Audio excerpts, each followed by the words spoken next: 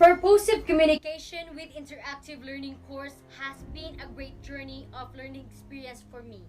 This course helped me enhance my literacy skills, including my language or grammar, reading comprehension, speaking and writing skills through its activities and its conducted program, the GE2.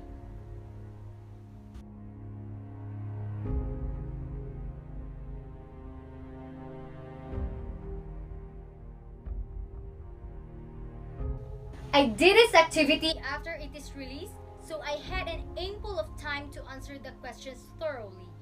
The topic is all about workplace conflicts and the ways to solve them.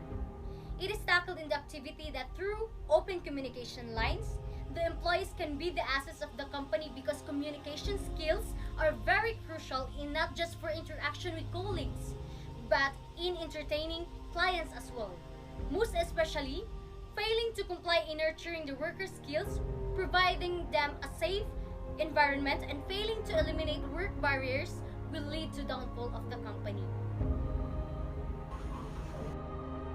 This activity was a fun learning experience because I did realize the relevance of proper communication and proper showing of expressions and using language in interacting with diverse culture people in a group.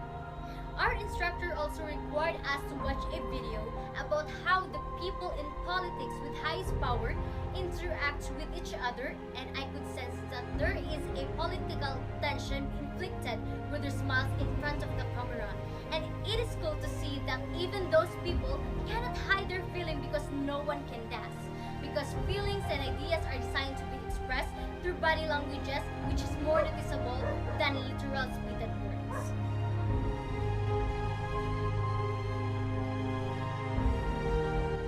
It is really an amazing thing to know that despite our diversified culture and practices, we are united in terms of our language used. Aside from that, I also got to learn that the English here in the Philippines are somehow halved. Most of the Filipino follows the American English in terms of words and spelling. Example, behavior in British is equal to behavior in American, lift in British and elevator in American English, and etc. But some of us also tend to use British language in our daily life, such like the biscuit in British, which in American is called as cookie, and the taxi, which is a British word, and it is called for Americans.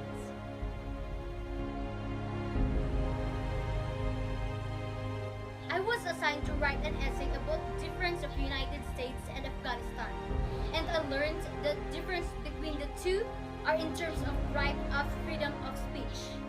In the US, everyone can express themselves in their own likings, but in Afghanistan, their government is very obsessed with discipline and forced enforcement of the rules in their sacred texture, Quran. Afghans have limited rights, especially women. It saddened me that oppressors are using their power to take advantage of the status of other people and take their rights to speak and complain. I choose the topic concerning the sudden shift of online learning modality of the Philippine education due to the pandemic because I felt the urge to speak of my opinion and the ignored stories of Filipino learners, their parents, and the experiences of teachers during this time of crisis. Then, I learned from a thorough research that while we, students, are complaining of the limitations of the government to pursue our education, they are not only struggling to find ways to cope up with these changes, but they also try to compensate every compromised part of delivering education to young Filipinos. In this video, I'll be honest that I had a hard time to make an outline or how should I execute my ideas in the video and to satisfy myself in my output. But fortunately, I enjoyed doing it because it was just so easy with the help of intertextual video and images materials. It also helped me to aware of myself and others about the things that we still don't know about COVID-19 virus outbreak.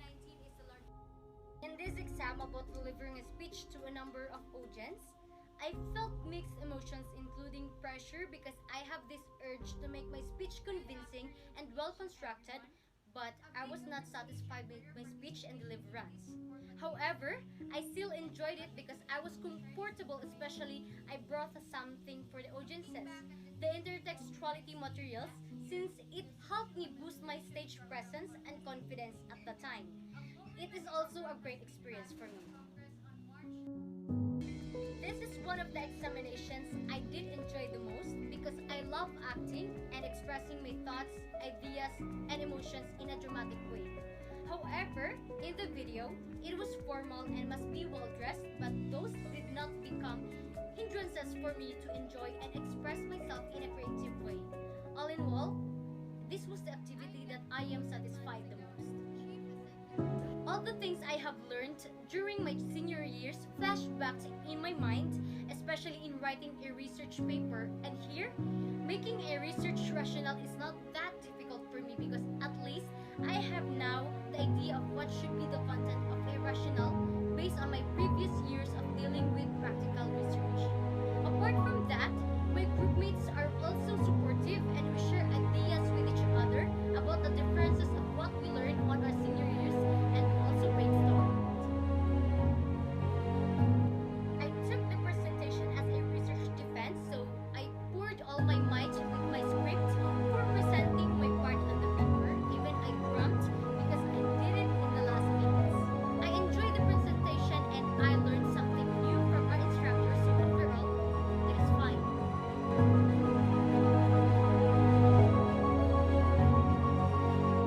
This conduct program, which tests the communication capacities of students, is such a good opportunity for them to regain their acquired knowledge and skills in the past years.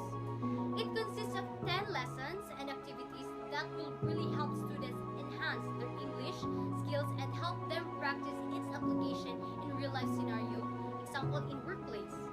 Moreover, the lesson that I enjoyed the most is the news broadcasting because it opened my other self and brought me to what I can actually do.